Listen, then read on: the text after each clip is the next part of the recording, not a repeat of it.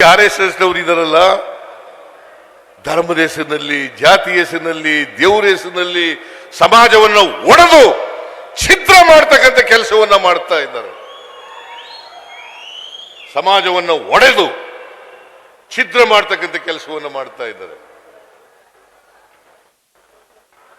ದೇವಸ್ಥಾನಕ್ಕೆ ದಲಿತರನ್ನ ಬರಬೇಡಿ ಅಂತ ಹೇಳಿದವರು ಯಾರು?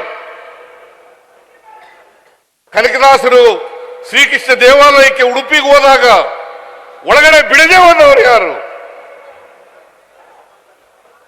ಒಳಗಡೆ ಬಿಡದೆ ಹೋದವರು ಯಾರು? ಇದನ್ನ ನೀವು ಅರ್ಥ ಮಾಡ್ಕೋಬೇಕಾಗ್ತದೆ. ಕನಕದಾಸರು ಒಬ್ಬರ ಕವಿ, ಸಂತ, ಸಮಾಜ ಸುಧಾರಕ, ಅಂಥವನಿಗೆ ಒಳಗಡೆ ಬಿಡ್ಲಿಲ್ಲ. ಇದು ಇತಿಹಾಸ.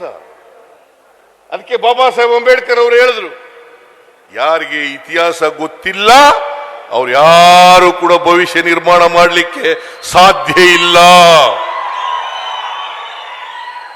ಯಾರಿಗೆ ಇತಿಹಾಸ ಗೊತ್ತಿದೆ ಅವ್ರು ಮಾತ್ರ ಭವಿಷ್ಯ ನಿರ್ಮಾಣ ಮಾಡಲಿಕ್ಕೆ ಸಾಧ್ಯ ಆಗ್ತದೆ. ಅಂಬೇಡ್ಕರ್ ಅವರು ಹೇಳದಂತೆ ಇನ್ನೊಂದು ಮಾತು, ಶಿಕ್ಷಣ, ಸಂಘಟನೆ, ಹೋರಾಟ, ಮೂರು ಮಂತ್ರಗಳನ್ನ ಈ ಶೋಷಿತ ಸಮುದಾಯಗಳಿಗೆ ಹೇಳಿದ್ದಾರೆ. ಶಿಕ್ಷಣ, ಸಂಘಟನೆ ಮತ್ತು ಹೋರಾಟ. ನ್ಯಾಯ ಸಿಕ್ಬೇಕಲ್ಲ.